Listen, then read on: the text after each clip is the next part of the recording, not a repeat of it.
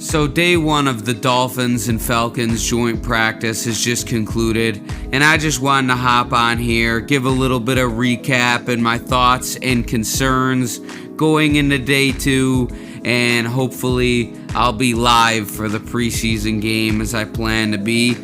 I took in the practice as live as I could via I almost said cock blockers, via the clock.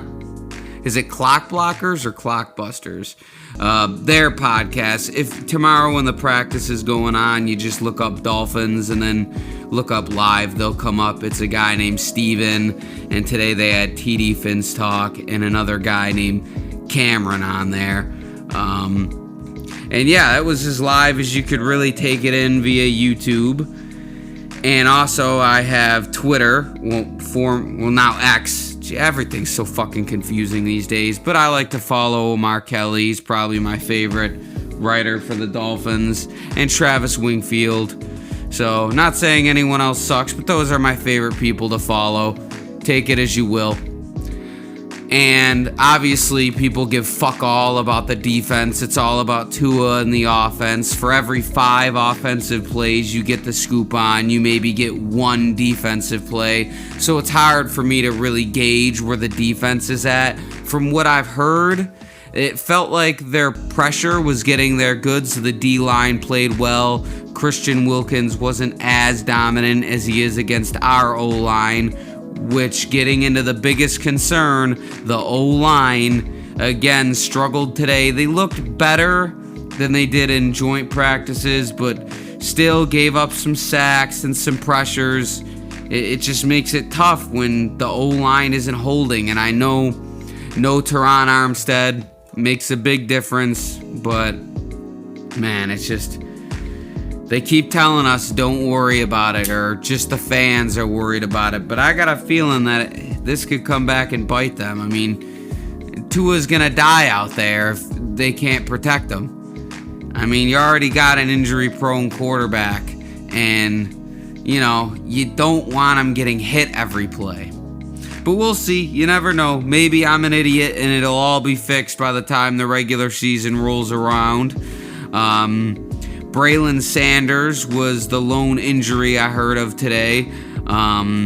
If we go to the depth chart, I believe he was over Chosen Anderson, which surprised me. Chosen Anderson had a big day, or is it Robbie Chosen? I may have just butchered his name. Either way, he had a good day. Braxton Berrios had a good day. So it looks to me like top 4 are going to be Tyreek Waddle, Berrios, Chosen, and Cedric Wilson and Eazy-E were nowhere to be found. They didn't exist today. I didn't hear about any catches between either of those guys. I know they were on the field. They just didn't exist. So I find it... I know I am in the boat where I want to see Eazy-E play in the regular season because I feel like we could really use a big body receiver, because Waddle and Tyreek are short.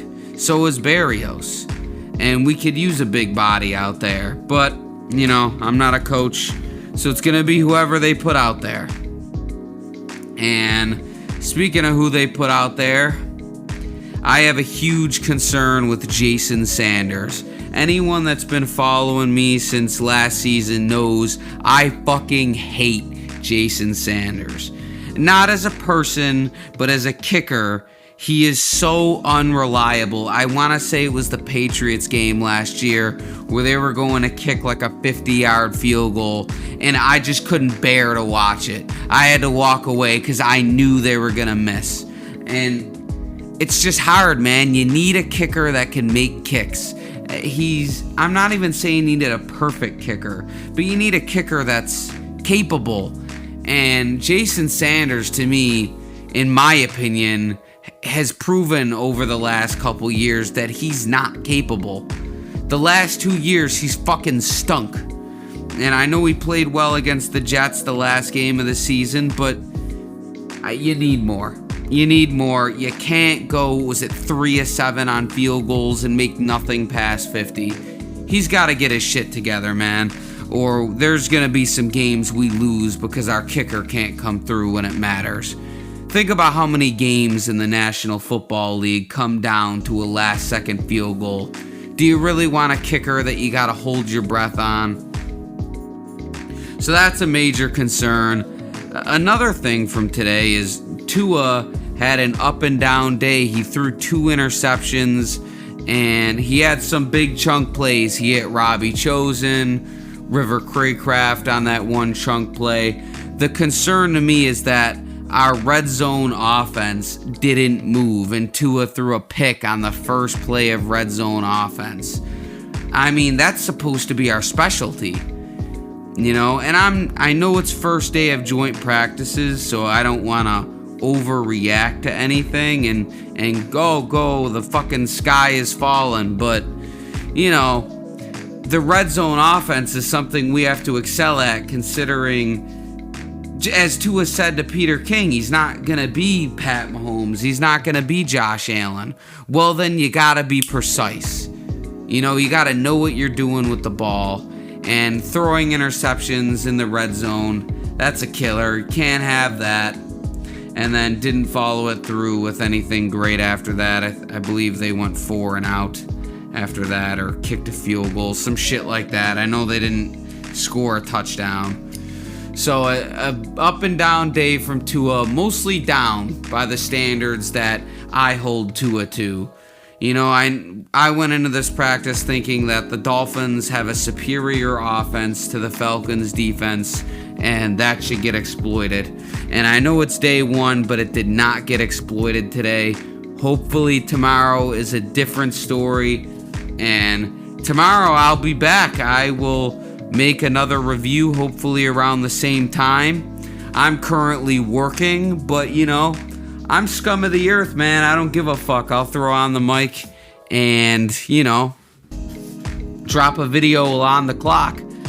And hopefully Friday I will go live for the Dolphins preseason game if anyone wants to join me and my son, as the house will just be to me and my son. So hopefully I could figure out the live shit. We'll get a little live going. Probably on a much worse mic, but we'll see. I appreciate all the new subscribers. You know, that's what I'm doing it for. We're on the grind. All right, I'm not making any fucking sense anymore. I'm out of here.